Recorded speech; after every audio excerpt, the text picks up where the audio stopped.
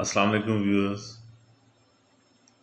ایک پوتا اپنے دادا سے پوچھتا ہے کہ دادا ابو، کہ ہم مر کر کہاں جاتے ہیں؟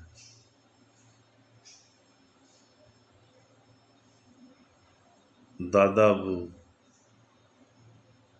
اپنے پوتے کا یہ سوال سن کر بڑا حیران ہو اور کسی گہری سوچ میں گم ہو گیا۔ پوتے نے پھر اپنے دادا کو ہلایا جو کسی گہری سوچ میں غرق تھا۔ اس نے پھر کہا، دادا ابو، ہم مر کے کہاں جاتے ہیں؟ دادا ابو نے اپنے پوتے سے کہا، چلو گاڑی نکالو، سمندر پہ چلتے ہیں۔ پوتا کہنے لگا، یہ میری بات کا جواب نہیں ہے۔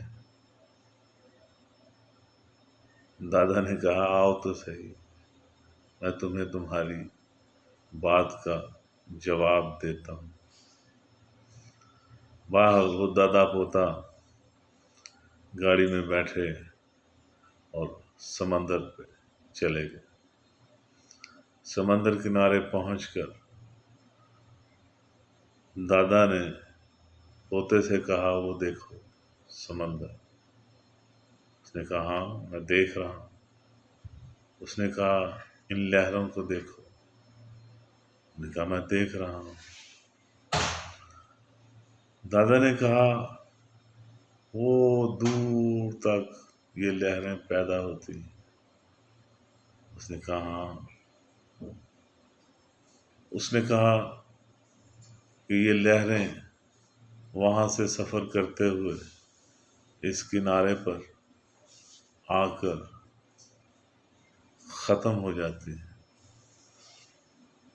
اس نے کہا، ہاں میں دیکھ رہا ہوں۔ تو دادا نے کہا، جس چیز کو تم دیکھ رہے ہو، جن لہروں کو تم دور سے سفر کرتے ہوئے آتے ہوئے دیکھتے اور یہ کنارے پر آ کر ختم ہو جاتی ہیں، یہ لہریں کہاں جاتی ہیں؟ اس کا پوتا دادا کی یہ بات سن کر حیران رہ گیا۔ پوتے نے کہا کہ ہاں بات تو ٹھیک ہے، یہ لہریں کہاں جاتی ہیں؟ اور دادا مسکرایا۔ اس نے کہا، جس کو تم دیکھ رہے ہو وہ لہریں نہیں، سمندر ہے۔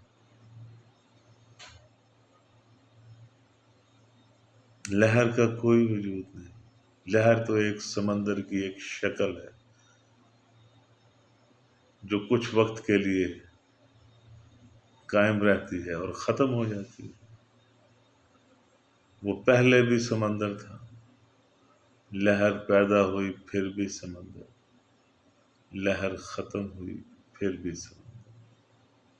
لہر، شکل، صورت، نام، مقام، یہ سراسر ذہنی وہم ہے۔ یہ سمندر ہے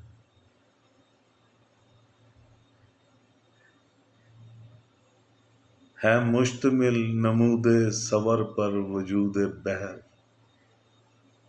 یہاں کیا دھرا ہے قطرہ و موج و حباب میں۔